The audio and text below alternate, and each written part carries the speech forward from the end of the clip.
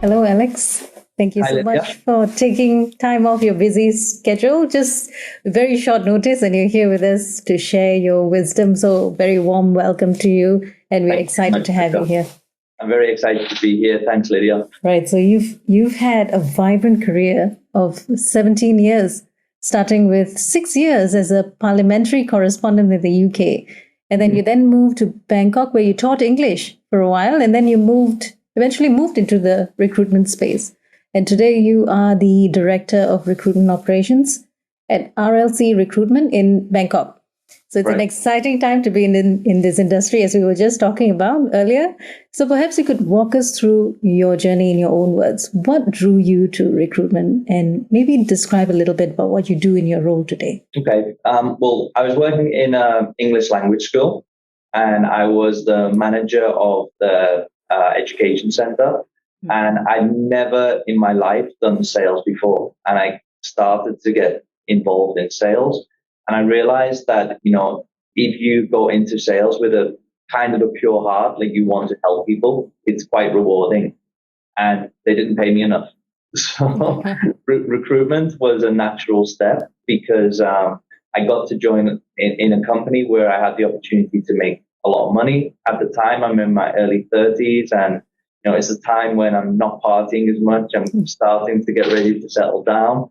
And yeah, so recruitment was a perfect step for me. To answer your question about what I do at RLC, it's probably better to say what I don't do because I take care of all our recruitment operations. I take care of our ATS systems and all of our technology.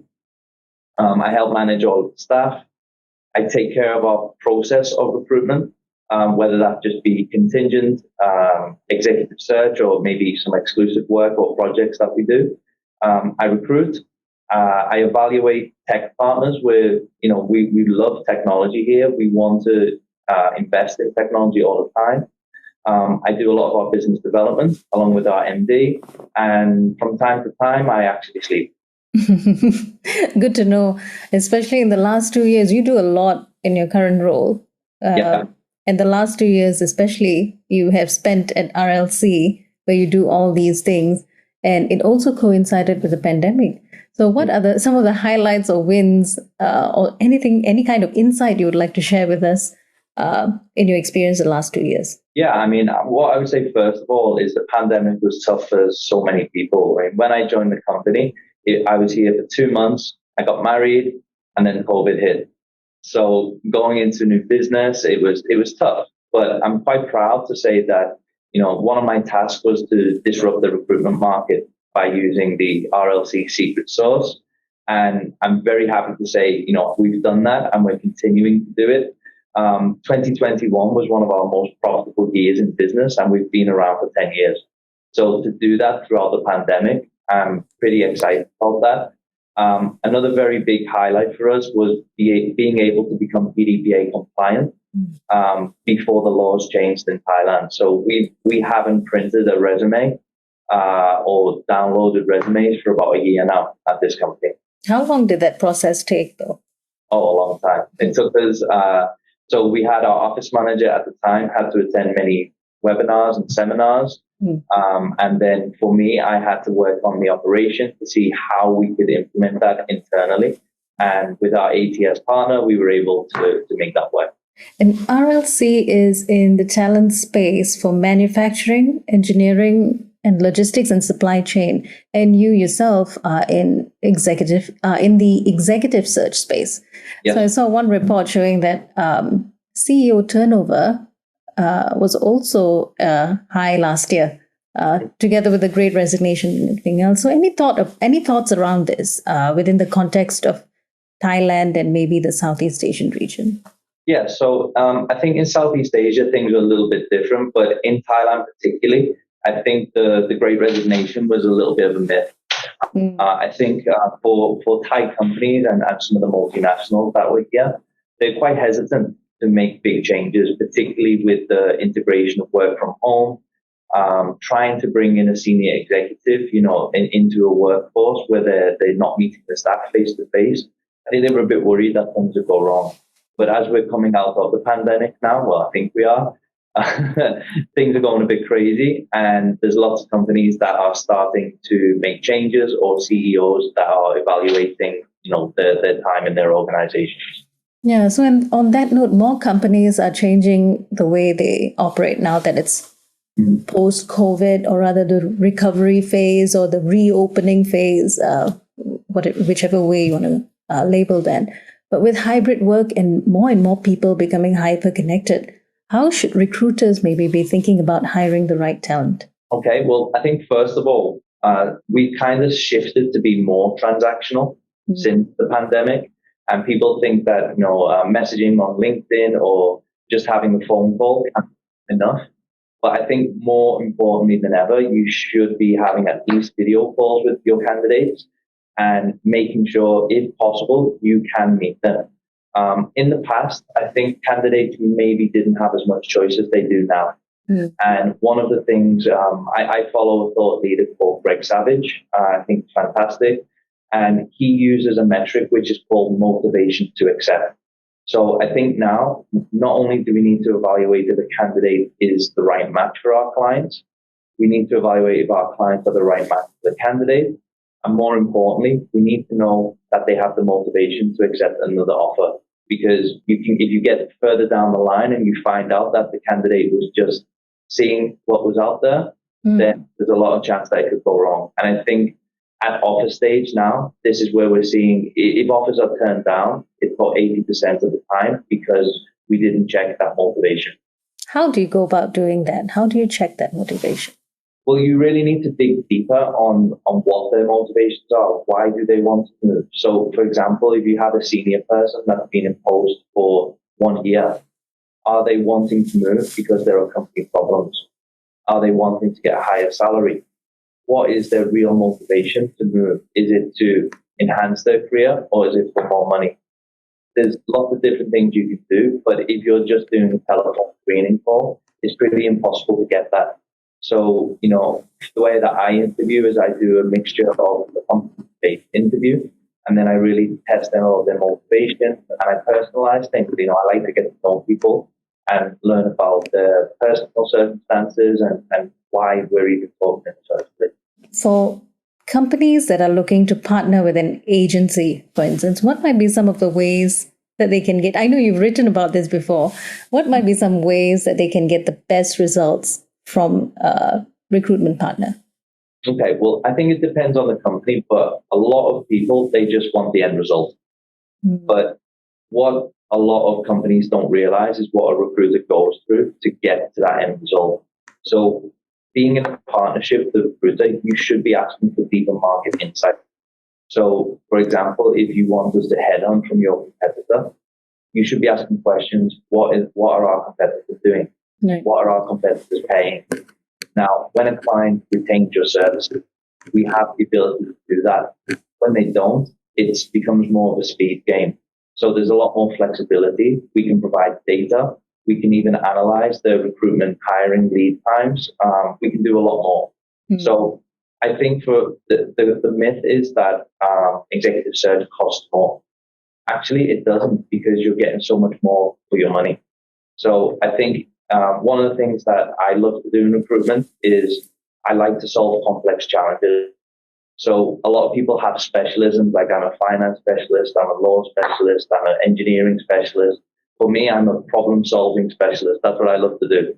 So when I get down, sit with the CEO and I can pick their brains and they can tell me their problems, then if I can solve that problem, then that's something which is personally rewarding to me. There are many solutions such as this. When you're problem solving, you would probably be also looking at some of the trends that might be coming up in the future. So for recruiters in the executive search space like yourself, what might be some of the trends that they should prepare for in the near future? Yeah, so last year I actually attended a course at Cornell University, and this with some of the, let's say, the leading talent acquisition people in the world. So you have people from General Motors in the USA, you have people from Palo Alto IT, like the global heads of talent acquisition.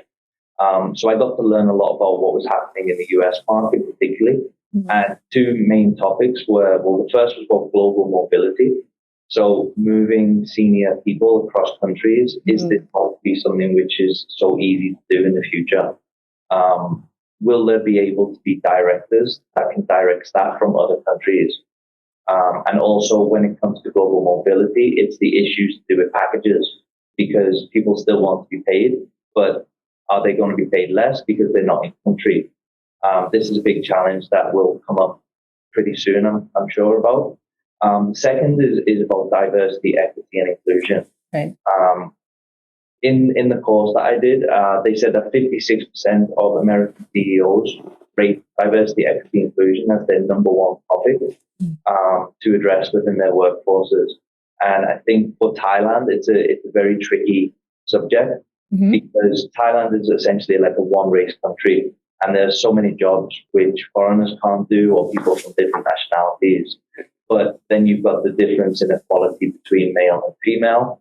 And one of the things that we found with the pandemic is that a lot of women that work from home, they don't want to come back to the office because, maybe the family situation, they're getting to spend time with their children. And it's how companies really deal with that. And I think for RLC particularly, this is something that we've personally addressed. We've made our workforce a safe place for people of different religions, sex, gender, it doesn't matter. We would welcome everybody. I guess this is where employer branding becomes very strong, especially now when expectations are changing. So what might be the role of employer branding so that companies are well positioned to attract the best executive talent? Yeah, I think in the past, the way companies went about hiring some of their senior people is that those people had to prove they were good enough to be within the company. But it's changed now. The company has to prove that they're good enough for the candidate to join. So if an employer is going into an interview as a sort of interrogation, it's not going to work. They need to be showing why this person should be joining them as well. And working on EVP is crucial. So, for example, if a company has sustainability goals, if a company has diversity goals, if they want to make equal pay across the organization, they should be using this in their EVP, because for millennials particularly, it's a high source of attraction. Millennials and Gen Z preparing to enter the workforce, right? Yeah, for sure.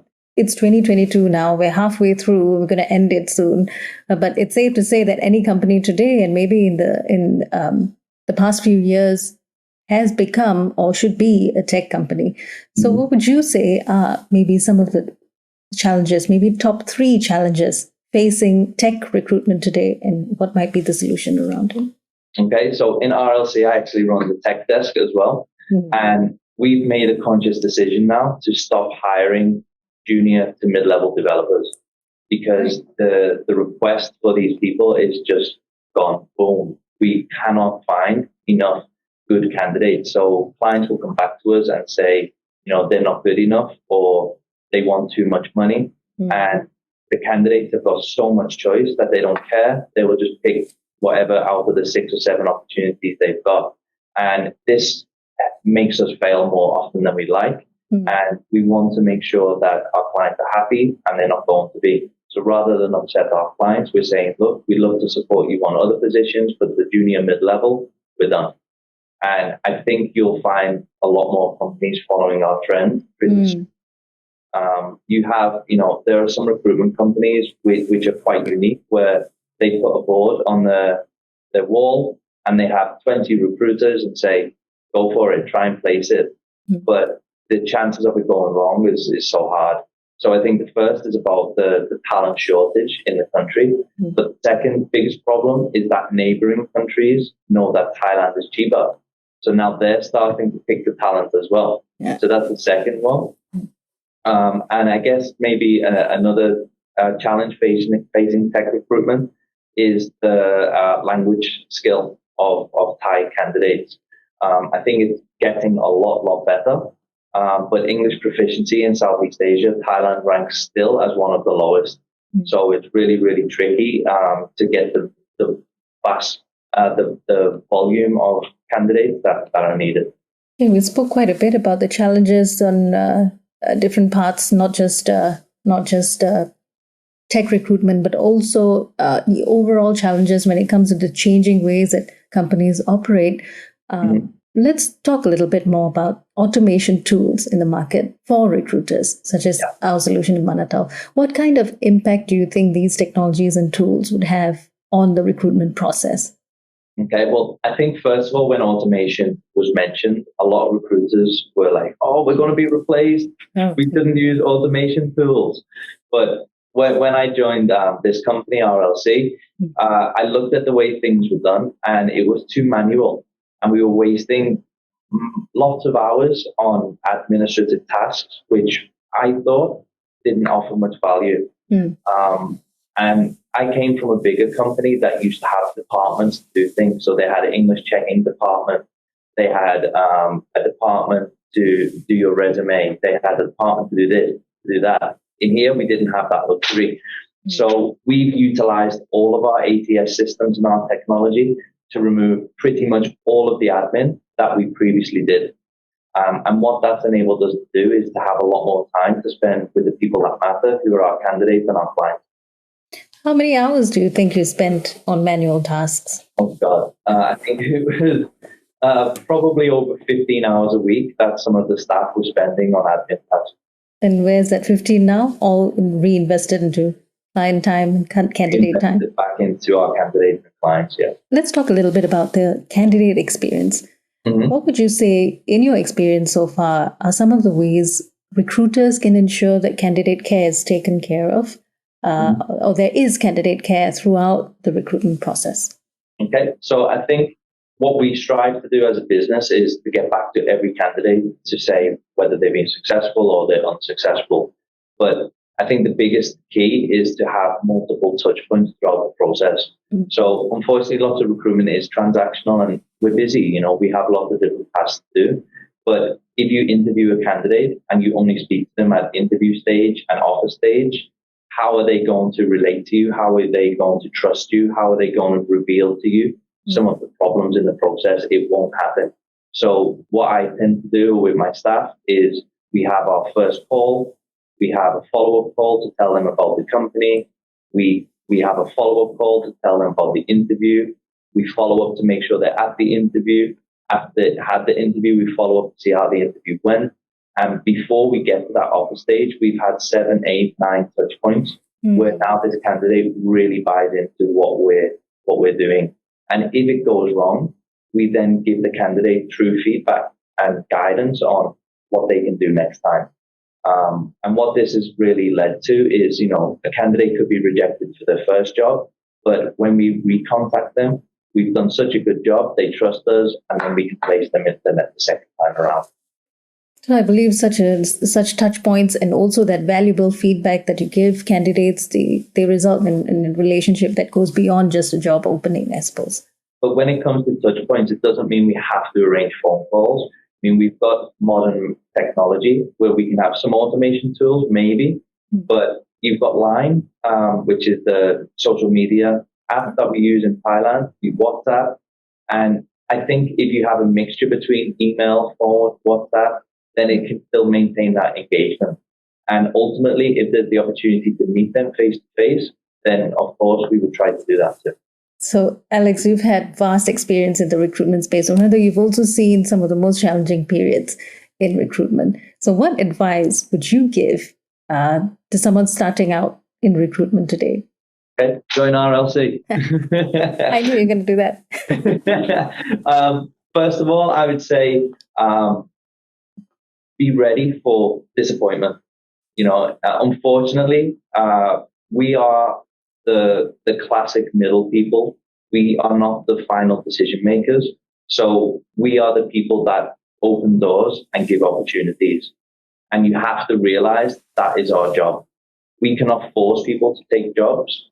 We can equally not force our clients to accept candidates to take the jobs. Our job is to guide, motivate, and basically share with our candidates why this could be a good opportunity for them. If the candidate ultimately decides it's not, there's nothing we can do. And we have to be able to accept that. And that's the hard part of recruitment, because you can do everything right and it can still go wrong. From a business development standpoint, you'll hear the word no more than yes, but you shouldn't be downhearted, because, you know, you will get those yeses if you keep doing the right thing. And I think also never think about the money as I'm working on this deal. I hope I make this much money, because ultimately it will go wrong if you think like that, because you'll think with, a greedy heart, let's say. So if you focus on helping the client and doing the right thing for the candidate, you will make the money and you will be successful. And it's a rewarding career too, seeing people move forward, because you've had a part to play in it as well. When you see somebody who you put in maybe in a junior managerial position, and now they're a director at the company, or they're a director that's grown the business 30% in a year or something like that, and I've been that person that put that person in the job, it does feel fantastic. Excellent. Thank you so much, Alex. I wish we could speak longer, but we have to wrap up. And it's been a great pleasure to have you on the show. Thanks for making the time. I'm sure the audience would want to know more about you and RLC. Where can they look you up? Okay, so look me up on LinkedIn. My name's Alexander Grant. You can find us at rlc-asia.com. New website will be launched soon, which I'm very excited about. And feel free to message me if you just want to say hi, or if you're looking for a job in recruitment yourself. So thank you, Lydia. It's been a pleasure. Excellent. And we have been speaking with Alexander Grant, who is the Director of Recruitment Operations at RLC Recruitment in Thailand. Do look out for future podcasts from All in Recruitment, and stay tuned for our next videos.